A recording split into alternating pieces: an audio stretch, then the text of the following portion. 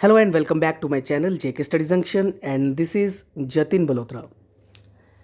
Guys आपने news में देखा ही होगा कि फ्रांस इस्लामिक सेपरेटिज्म के खिलाफ एक बिल इंट्रोड्यूस करने वाला है और इस बिल की वजह से काफ़ी सारी कंट्रीज़ में स्पेशली जो इस्लामिक स्टेट्स हैं उनमें ये एक डिबेट का विषय बन चुका है कि क्या इस्लामिक सेपरेटिज्म वर्ड देना या इस तरीके के बिल इंट्रोड्यूस करना सही है कि गलत है। सो गाइज आज की वीडियो में हम देखने वाले हैं कि ऐसे क्या रीजंस थे, क्या बैकग्राउंड थी जिसकी वजह से फ्रांस को इस्लामिक सेपरेटिज्म के खिलाफ एक बिल इंट्रोड्यूस करने की ज़रूरत पड़ी।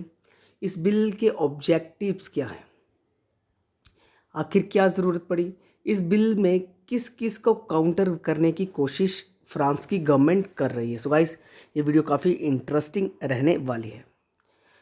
गाइस फ्रांस का ही एक न्यूज़पेपर है द वॉल स्ट्रीट जर्नल, वो लिखता है कि France Emmanuel Macron targets Islamic separatism with proposed law, कि जो फ्रांस के प्रेसिडेंट है वो टारगेट करना चाहते हैं इस्लामिक सेपरेटिज्म। सो गाइस ये काफ़ी इंटरेस्टिंग बिल होने वाला है और इससे काफ़ी सारी चेंजेस फ्रांस में आ सकती है। सो गाइज आगे बढ़ने से पहले मैं आपको बता दूं कि अगर आप मेरे साथ फेसबुक, इंस्टाग्राम, ट्विटर पे जुड़ना चाहते हैं तो आप मेरे साथ जतिन बलोत्रा टाइप करके जुड़ सकते हैं।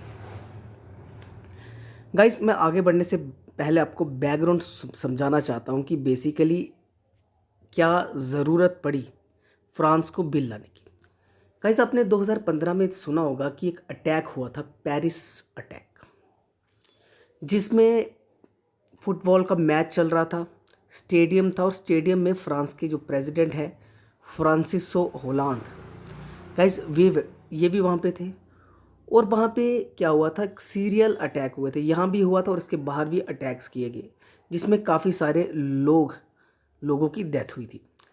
गाइस आपने देखा ही होगा ये यहाँ पे कौन है, ये फ्रांसिसो होलांद है, प्रेसिडेंट थे फ्रांस के इमैनुअल मैक्रोन से पहले।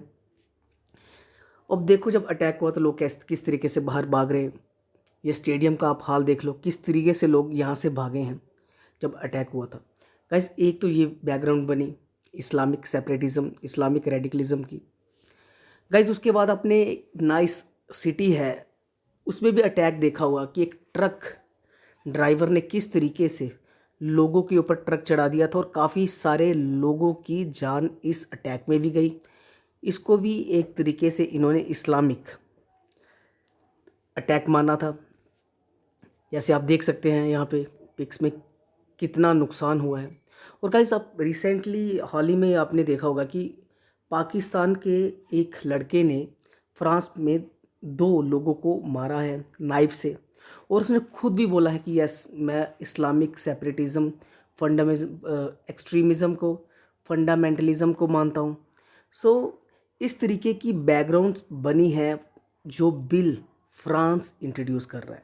सो गाइज ऐसी चीज़ें फ्रांस में हो चुकी हैं। सो गाइज फ्रांस में लगभग 5 साल में काफ़ी सारे लोगों की डेथ हुई है इस वजह से, तभी फ्रांस को ऐसा बिल इंट्रोड्यूस करने की ज़रूरत पड़ी। सो गाइज आगे बढ़ते हैं इस बिल में कि जो फ्रांस के प्रेसिडेंट है इमैनुअल मैक्रोन, वो रेडिकल इस्लाम के खिलाफ एक बिल इंट्रोड्यूस कर रहे हैं, इस्लामिक जो सेपरेटिज्म कह सकते हैं, बिकॉज वहाँ पे लोग अब रिलीजियस लॉज को वहाँ के सिविलियन लॉज से ऊपर मान रहे हैं।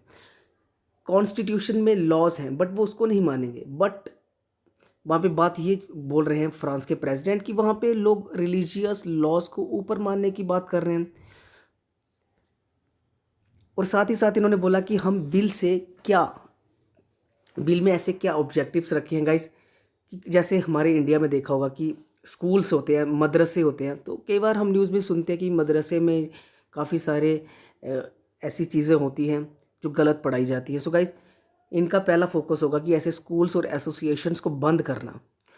गाइस दूसरा है कि जो फॉरेन इन्वेस्टमेंट आती है रिलीजियस ऑर्गेनाइजेशंस को जो फ्रांस में है, गाइस उनको मॉनिटर करेगा। और साथ ही साथ जो पब्लिक सर्विसेज ये इम्प्रूव करेगा। जो पुअर सबर्ब्स हैं, कुछ एरियाज़ रहते हैं गाइस सिटीज़ में जो काफ़ी गरीब हैं, गाइस वो क्या करते हैं, पैसा लेके कुछ ऐसी चीज़ें भी कर देते हैं जो एंटी नेशनल होती हैं। सो गाइस उनकी डेवलपमेंट भी ये लोग करेंगे। सो गाइस ये 3 ऑब्जेक्टिव होने वाले हैं इस बिल के। गाइस ये बिल इसीलिए लाना पड़ा बिकॉज मान लो ये फ्रांस है, फ्रांस की एक सोसाइटी है, वो सोसाइटी चलती है सिविलियन लॉज के ऊपर, कॉन्स्टिट्यूशन के ऊपर। बट प्रेसिडेंट बोलते हैं उसी के पैरेलल पे एक इस्लामिक सेपरेटिज्म, एक ऐसी सोसाइटी बनाई जा रही है जो एक रिलीजियस लॉज को मानती है। उनको फ्रांस के कॉन्स्टिट्यूशन से, वहाँ के लॉ से कोई मतलब नहीं। तो क्या है, एक पैरेलल एक सोसाइटी बनाई जा रही है। तो इसके खिलाफ, इसको काउंटर करने के लिए ये बिल लाया जा रहा है। गाइस एक चीज़ और बता दूं आपको मैं कि जैसे आपको पता है कि वेस्ट में इस्लाम इतना ज़्यादा नहीं है, बट फ्रांस में इस्लाम काफ़ी जल्दी फैला। और दूसरी चीज़ बता दूं कि अगर वेस्ट में सबसे बड़ा जो सोर्स है इस्लामिक स्टेट मिलिटेंट का गाइस, वो फ्रांस से निकलता है। जो सबसे ज़्यादा मिलिटेंट है इस्लामिक स्टेट से, आईएसआईएस के गाइस, वो फ्रांस से निकले थे। और लगभग पिछले 5 साल में फ्रांस में 250 लोगों को मारा गया है। सो गाइस इन सब को काउंटर करने के लिए ये चीज़ें करी जा रही हैं। गाइस अभी मैंने बात करी 2015 में अटैक हुआ था, नाइस में अटैक हुआ था जिसमें ट्रक ड्राइवर ने काफ़ी सारे लोगों को मार दिया था। गाइस ये चीज़ें सब बैकग्राउंड बनती है। इसके साथ साथ ही मैक्रोन ने अश्योर्ड किया है लोगों को कि वो मुस्लिम कम्युनिटी के खिलाफ नहीं है। ये पूरी मुस्लिम कम्युनिटी को टारगेट नहीं कर रहे, ये बेसिकली उनको टारगेट कर रहे हैं जो इस्लामिक सेपरेटिज़म को मानने वाले हैं। और गाइस इसी के साथ गवर्नमेंट ने 2018 में 112 बार्स, रेस्टोरेंट्स, 15 मॉस्क्यूज, प्रेयर हाउसेस और 13 association, 11 children homes and 4 schools को भी शट डाउन करा था।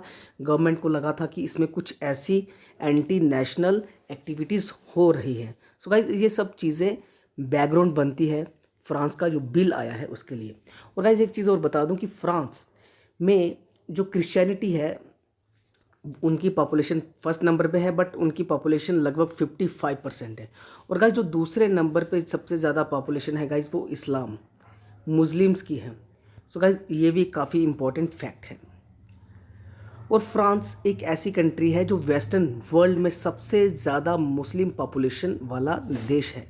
सो गाइज बेसिकली एम यही है कि एक पैरेलल सोसाइटी बन रही है फ्रांस में जो अपने रिलीजियस लॉज को मानते हैं, बट जो नेशनल लॉज हैं उनको वो नीचे रखते हैं। सो गाइज इन सब को काउंटर करने के लिए फ्रांस रेडिकल इस्लामिज़म, रेडिकल जो एक्सट्रीमिज़म है गाइज, उसके खिलाफ बिल लेके आ रहे हैं। So thank you very much for watching this video.